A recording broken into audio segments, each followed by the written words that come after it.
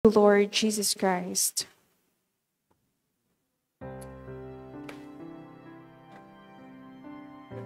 Wow.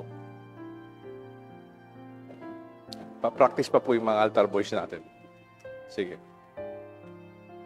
Marami pa namang misan darating. So, they can learn better. In the name of the Father, the Son, and the Holy Spirit. Amen. Core values. Jesus said in this gospel, "Blessed are those who are poor." You know why? Because Jesus himself is poor. He knew poverty, and he was poor. He was not talking about poverty from a theoretical perspective or something that he heard about poverty or something he read about poverty. He himself was poor. He asked his disciples, instructed them to carry extra tunic. Sabi ng extra tunic, extrang damit. Not even a money bag when they went out to preach. Why? Because he himself does not have a money bag and does not have an extra tunic.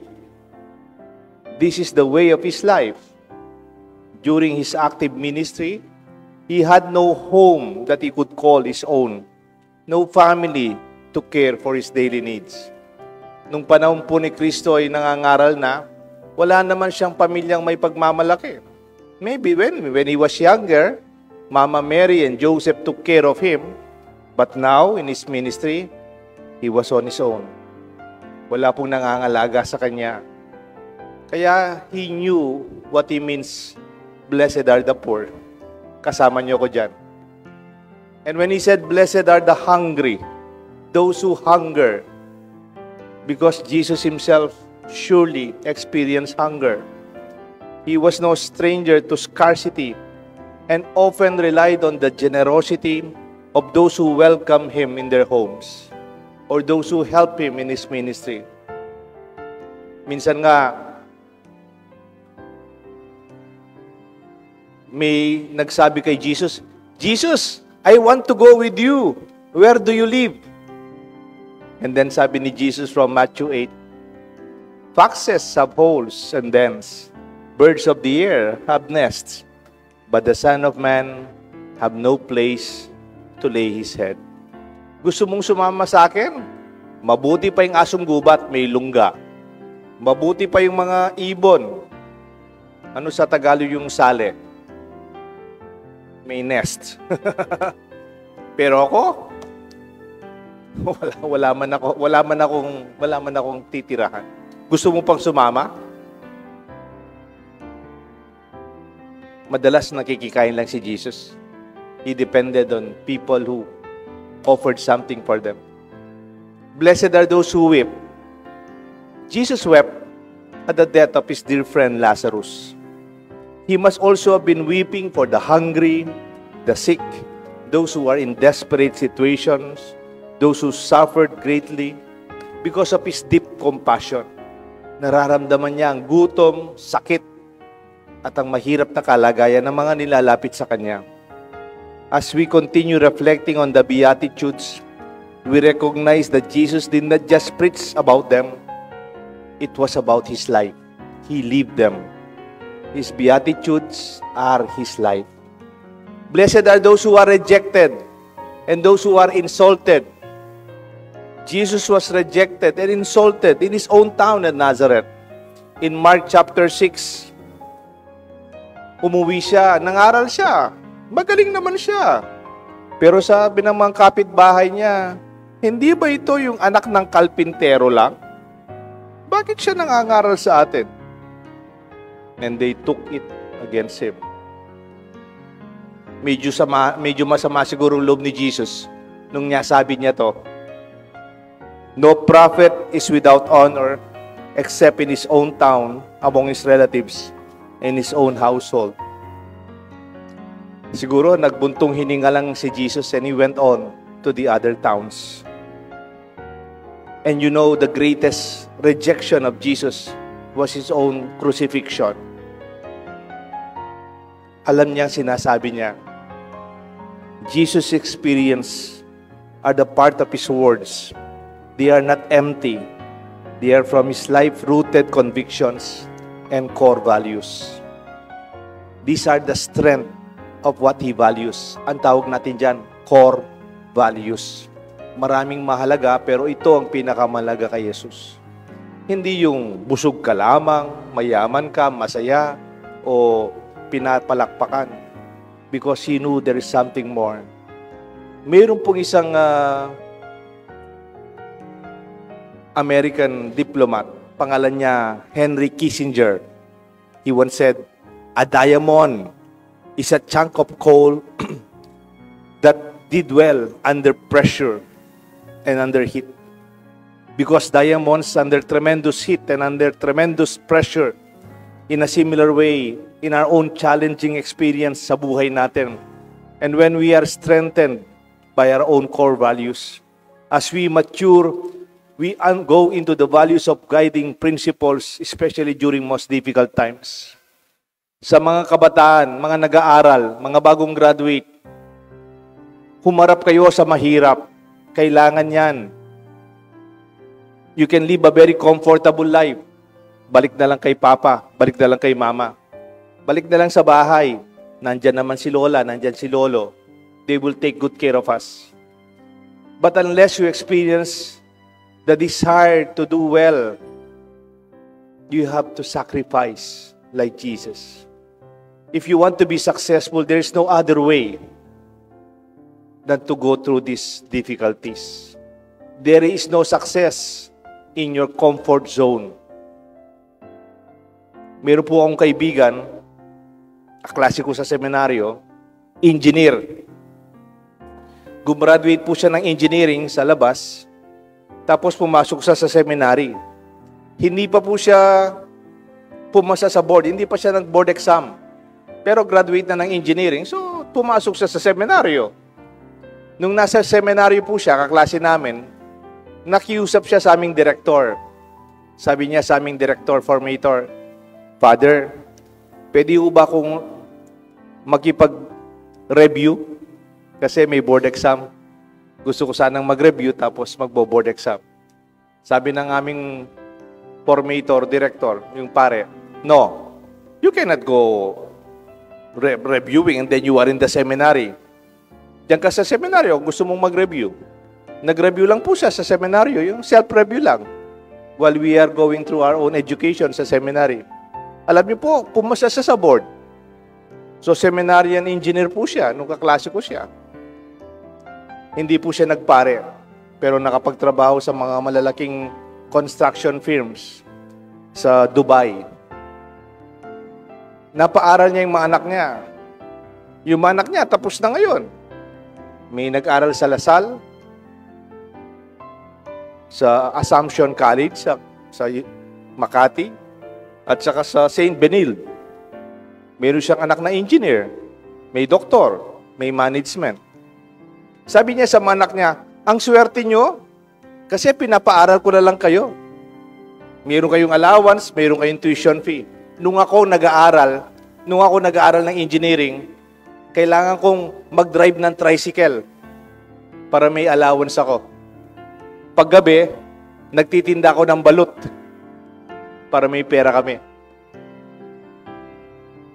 Kaya nakatapos ako ng engineering. Minsan, nagpa-final exam na kami. Wala akong pambayad sa tuition fee. May utang kami, malaki sa university. Habang nag-exam na yung mga kaklase ko, ako nasa labas, hindi pinapasok ng teacher kasi wala akong resibong nagbayad. Ang nanay ko nakapila sa finance office para papirma yung promissory note. At nung napirmahan yung promissory note, tinakbo ng nanay ko sa akin, dun pa lang ako nakapasok para mag-final exam. Pinagpapawisan ako, sabi niya kasi mga kaklase ko, halfway, the exam already. Ako humabol lang.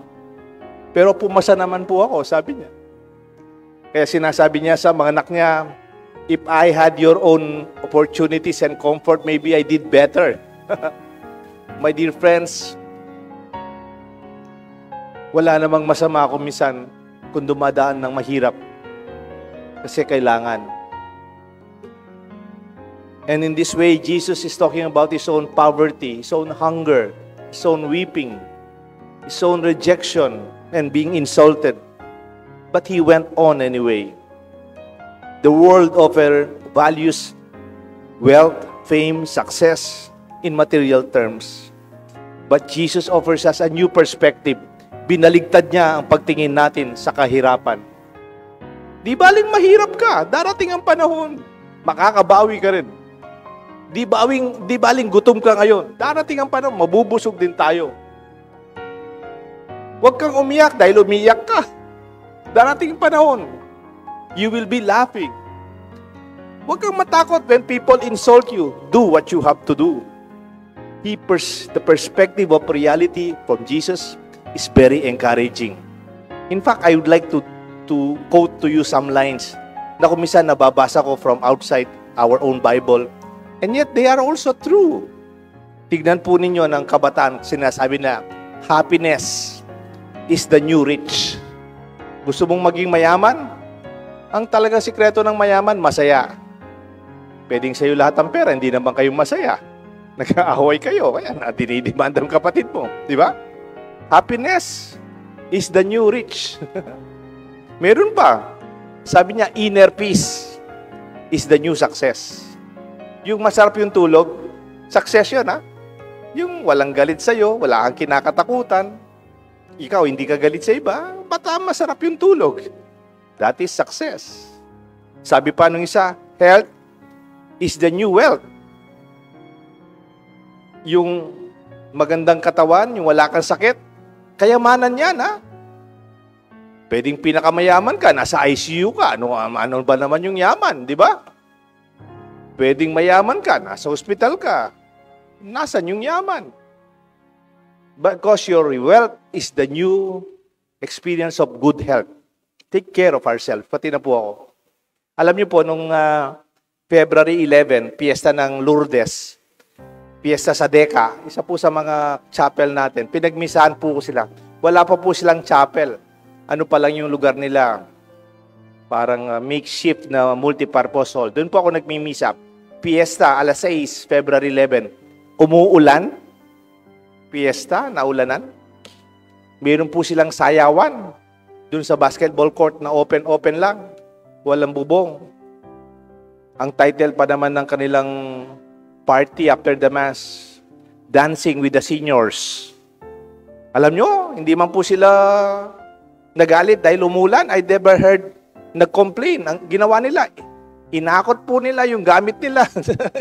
Yung sound system, yung mga, ano po ito, yung mga ilaw, yung mga speaker, dinala nila doon sa other side of the chapel, yung multipurpose hall. Malit lang po, masikip lang. Masikip lang. Pero may bubong. Hindi po sila nalungkot dahil umulan. Tuloy ang kanilang seniors, dancing with the seniors night. Ha? At nung sumasayaw-sayaw po yung mga matatanda, masaya po ako nakakita ka sa nila. Yung iba, parang ilang taon na hindi lumalabas sa cabinet yung mga damit nila. Yung iba, yung mga sapatos sila, high heels, mga naka-boots. Yung isa ba, naka-medyas na pang 60s, ganyan. Ang saya-saya ko para ka sa nila. Umalis na nga ako, past 9 o'clock, sumasayaw pa sila. Sabi ko before I left, sana 8 years old na ako, sumasayaw pa akong ganyan. Sana, kasi edad ko kayo, malakas pa. Bakit? Ang gusto sabihin ng sumasayaw ka, gusto sabihin, hindi ka naka-wheelchair. Gusto sabihin ng sumasayaw ka, hindi ka naman mabisyo. Gusto sabihin, malakas ang katawan mo. And I hope we are healthy enough and see, that is wealth. Kayamanan yan. Sabi ng iba, green is the new gold. Hindi naman green na dollars. Yung green na our garden, your trees, our participation in making a better ecology, environment protection. We have to protect our own environment. Ituro natin mga bata, they will appreciate the plants. Si Apong Rina, yung matandang kasama ko dito, kuminsan nagagalit sa mga batang naglalaro sa harap. Kasi nagbabalibol sila. Yung volleyball nila, ini-spike-spike, natataman yung mga halaman. ng ating simbahan. Sabi niya, maglaro na lang kayo, badminton. O kaya, takbo-takbo kayo, bisikleta kayo dyan. Or other place. Pero yung may basketball at saka nasisira yung mga halaman. Isn't it? Kasi the children, kung nag-aaral kayo, you should appreciate what is green.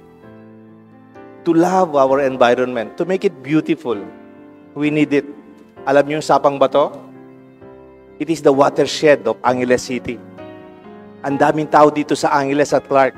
Saan kumukuha ng tubig? Dito sa Sapang Bato. Kaya we have to take care of our own. Maraming ang taong tumutulong sa atin, tree planting and maintaining this forest above. We should participate, tayong taga rito.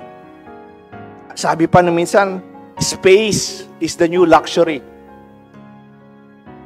Kasi sa dami ng ating gamit, ang dami nating kalakuti ba yun? Yung ating mga regalo, ating mga binili, nagiging masikip sa bahay.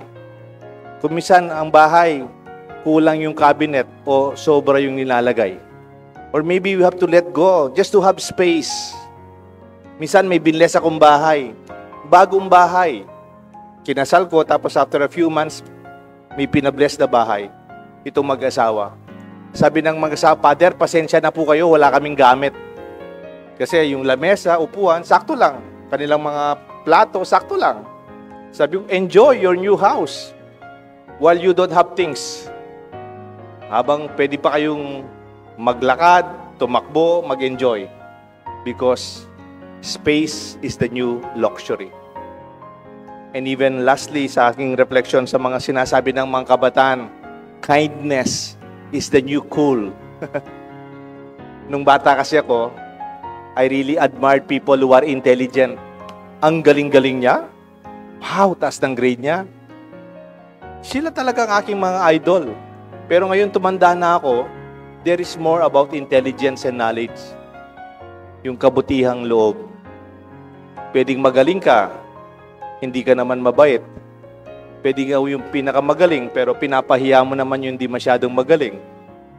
Pwedeng you are intelligent, but you don't care about others.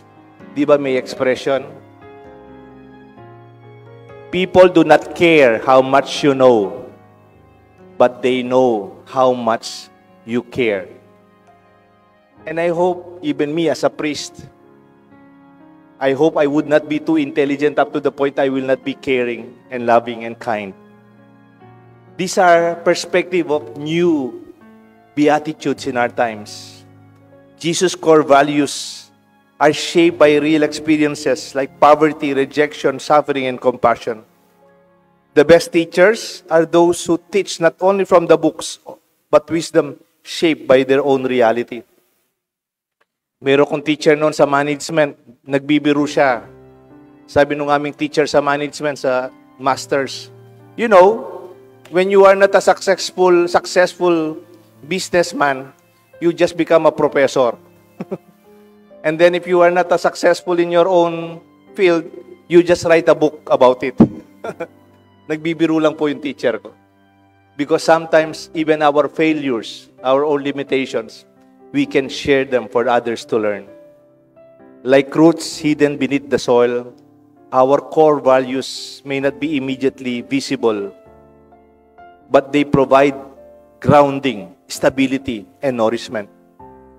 Jesus teaches us to look beyond the surface level success and find strength, inspiration, and motivation in deeper values, because there is something more that we long to recognize, our dreams and our visions. May kilala po ako na naging kaibigan ko dahil kaibigan ko yung mga magulang niya. Ang tunay na kaibigan ko yung matatanda, si Attorney Frank Villanueva at saka si Apong Miding Villanueva sa Immaculate Charismatic Community. Yung mauna po itong matatanda ng charismatic. Naging kaibigan ko po ngayon yung anak nila, si Dr. Frankie Villanueva.